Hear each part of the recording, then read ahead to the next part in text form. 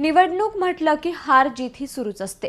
मात्र या निवडणुकीमध्ये अनेक राजकीय नेत्यांना लागोपाठ धक्के मिळाले आणि याचाच प्रत्यय आला तो अहिल्यानगरमध्ये।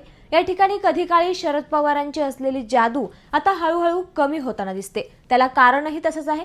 लोकसभा निवडणुकीमध्ये शरद पवारांचा शिलेदार निलेश लंके यांनी बलाढ्य सुजय विखे यांना पराभूत करत खासदारकीचा गुलाल उधळला। मात्र त्यानंतर विधानसभा निवडणुकीत तसेच आत्ताच झालेल्या महानगरपालिका निवडणुकीमध्ये राष्ट्रवादीच्या शरद पवार गटाला मोठं अपयश आले। त्यामुळे शरद पवारांपाठोपाठ खासदार लंकेंची जादू जिल्ह्यात संपली आहे की काय अशी चर्चा सुरू झाली। त्यामुळे या नेत्यांचा येणाऱ्या काळातील राजकीय प्रवास नक्कीच अवघड असेल असं चित्र निर्माण झाले। या चर्चांमागील कारण नेमकी काय जाणून घेऊ सविस्तर। 2024 ची लोकसभा निवडणूक जाहीर झाली। त्यावेळी भाजपकडून सुजय विखे यांना संधी देण्यात आली, तर अनेक दिवस प्रतिस्पर्धी उमेदवार कोण असेल याच्या चर्चा सुरू होत्या आणि अचानक अजित पवार गटातून शरद पवार गटामध्ये प्रवेश केलेले निलेश लंके यांनी खासदारकीच्या रिंगणात उडी मारली।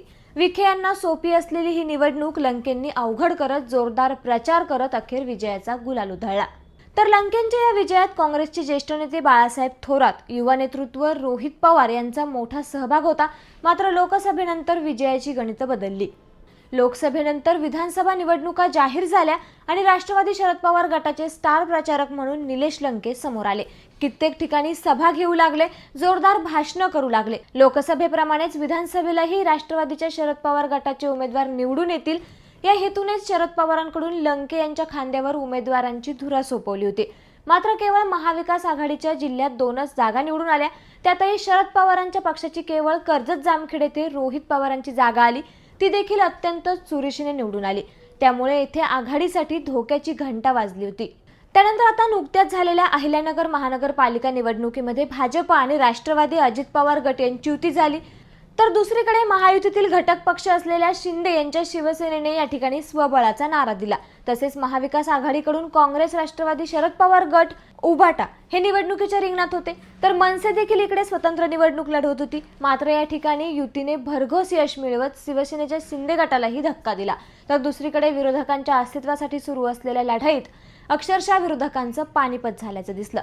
निलेश लंके यांच्या राष्ट्रवादी शरद पवार गटाला साधी एकही जागा निवडून आणता आली नाही, तर दुसरीकडे ठाकरे गटाच्या शिवसेनेकडून एका जागेवर विजय मिळवण्यात यश आलं। त्यानंतर आता जिल्हा परिषदा व पंचायत समितीच्या निवडणुका पार पडणार आहेत। त्यामुळे झालेल्या चुका किंवा विरोधक नेमके कुठे कमी पडतात याचं आत्मचिंतन शरद पवारांसह निलेश लंके यांना देखील करावं लागणार आहे। या विजयाची घोडदौड सुरू असलेल्या भाजपला रोखण्यासाठी मोठी कसरतही पवारांसह लंकेंना करावी लागणार आहे।